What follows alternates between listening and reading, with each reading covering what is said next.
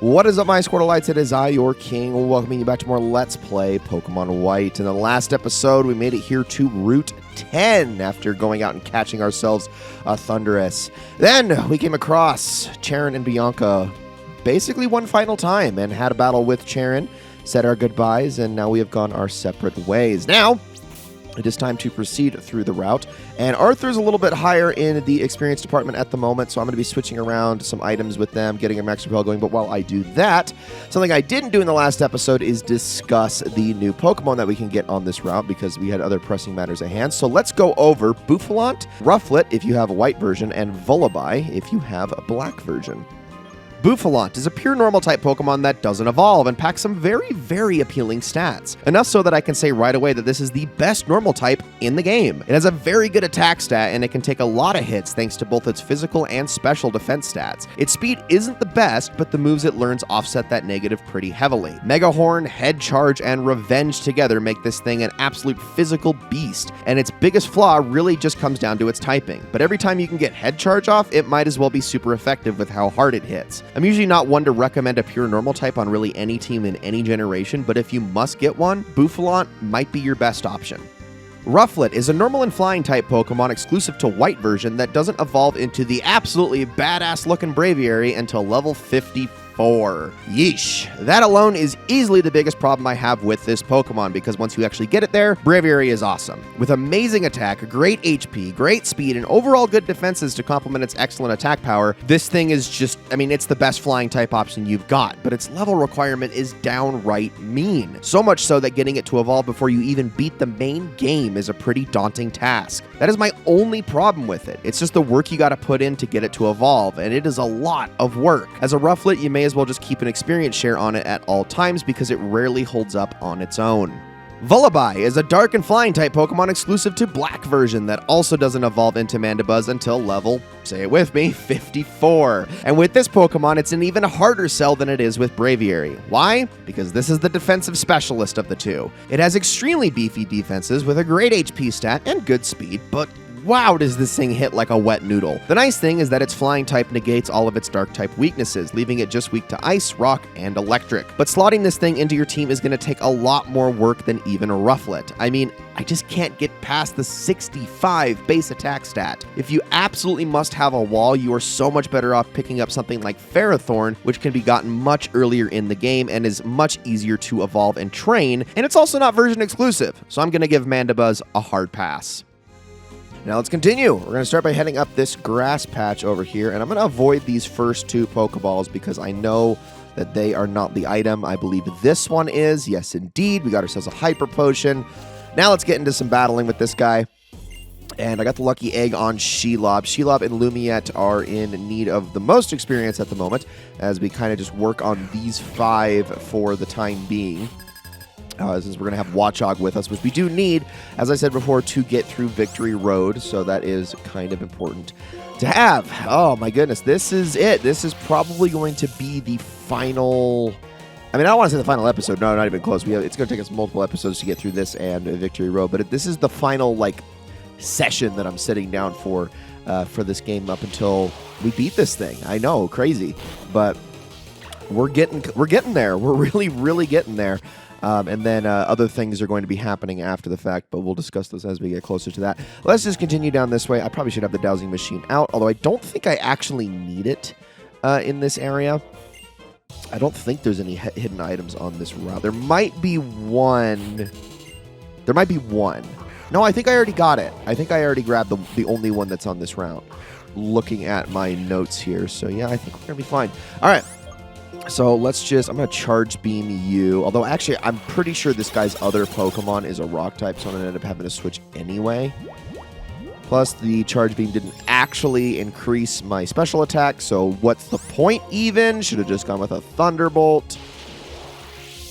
I try not to always brute force my way through it, because I know a lot of people get, really antsy about that. Why aren't you trying to set up your moves? Well, it's because a lot of the times you're relying on RNG to make sure that things work in certain situations, and sometimes I'd rather just go with All Reliable and just take everything out as fast as I possibly can with the most efficient moves possible. I mean, that's generally all you ever need to get through most Pokemon games. The only time you really need to rely on it is when you're doing your like challenge runs and whatnot. And this is no Nuzlocke, so I'm not so concerned about that. Nor will I ever do a Nuzlocke on this channel, just based on, well, first of all, the fact that I have so many Pokemon games left to go through, and that, you know, on all the time in the world, I will probably never get through every single game to the point where I'm like, okay, now we can go back and start doing Nuzlocke runs and everything. That's never going to happen. So, but also just on principle, I just want to show these games for what they are, and Nuzlocks are not for what they are, and also this is not a Pokemon channel. Made this far, well done. That is an impressive accomplishment. To show the respect I feel for you, I would like to present you with this gift. And we get another Dusk Stone if we needed a... What is this, the third one we've gotten in the game? I feel like that is the most common stone that we have gotten our hands on. But there's TM05 Roar. This is just a force switch move. It doesn't do any damage. We're just going to move on beyond there. And now we're going to head down further along the path. Still a few more trainers left to fight, but...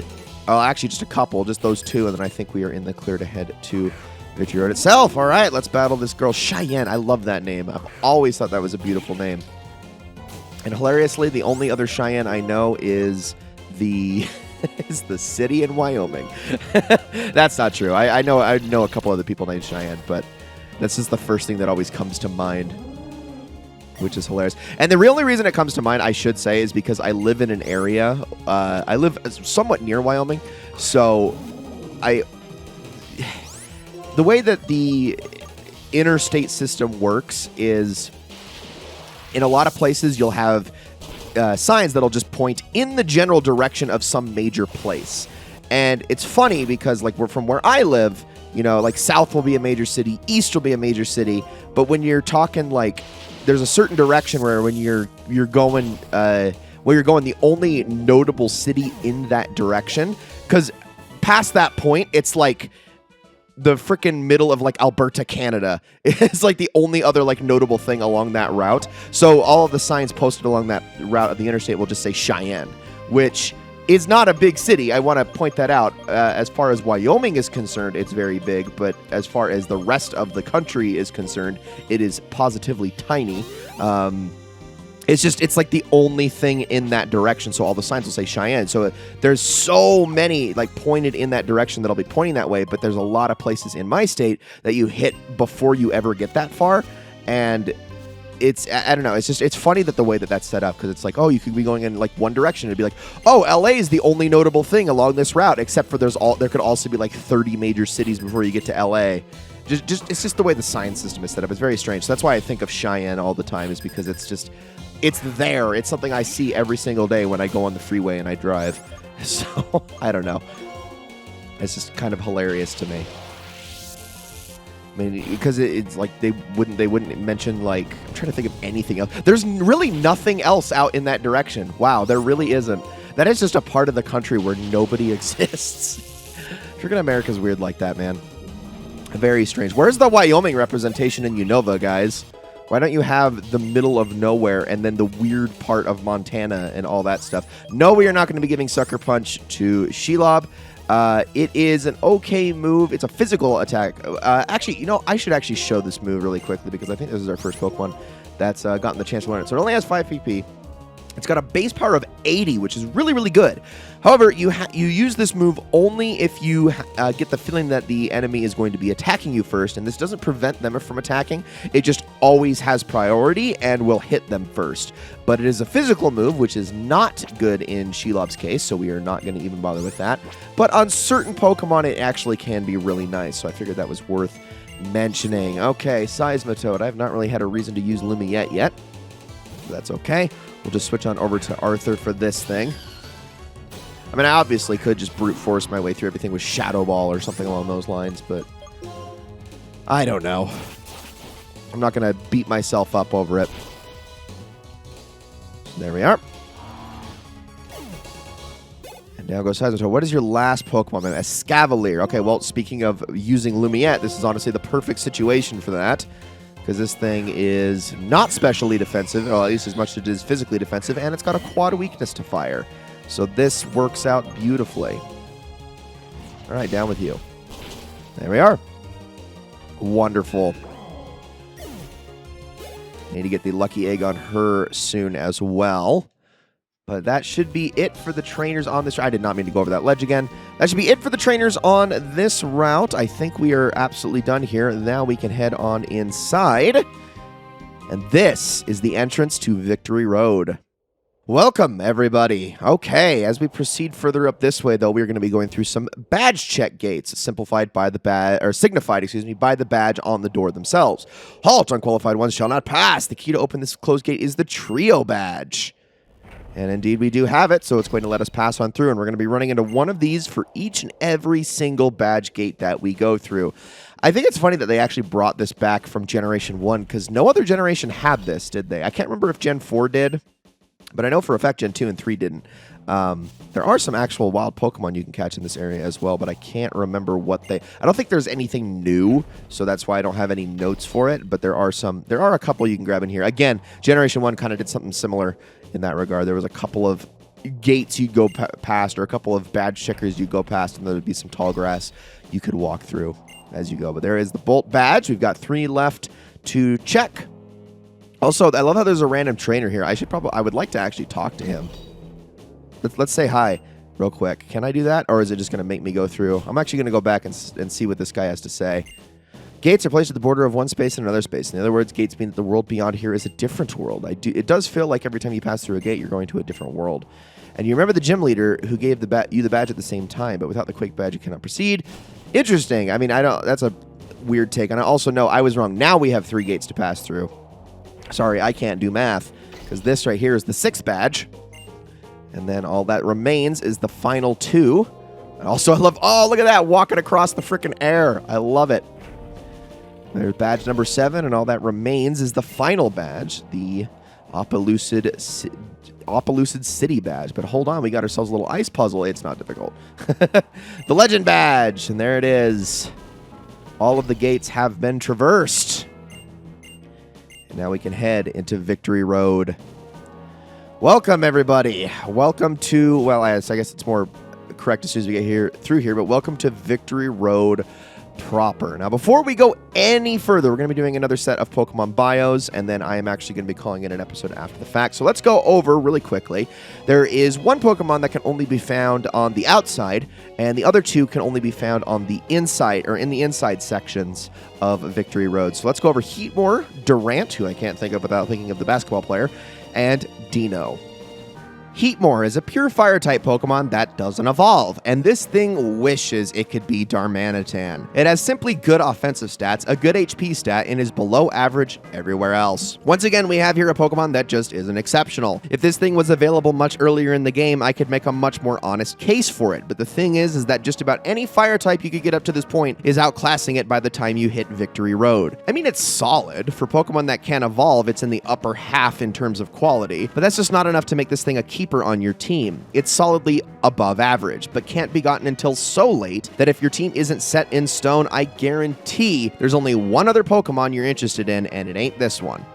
Durant, not to be confused with the NBA player of the same name, is a Bug and Steel type Pokemon that does not evolve. It comes packing great speed, great attack, great defenses, but a very bad special attack and special defense. Fire types absolutely ruin this thing's day, but otherwise, it's honestly a pretty solid Pokemon that fills the Steel and Bug type niche with much more ease of access than Escavalier. But if I'm being honest, you have so many better bug-type options you've likely already gotten your hands on up to this point that, just like Heatmore, makes the idea of getting this thing extremely unattractive. Once again, your team is likely pretty set at this point, and a nicely above-average bug-type is not the make-or-break that's going to make your Victory Road run easier, I promise you.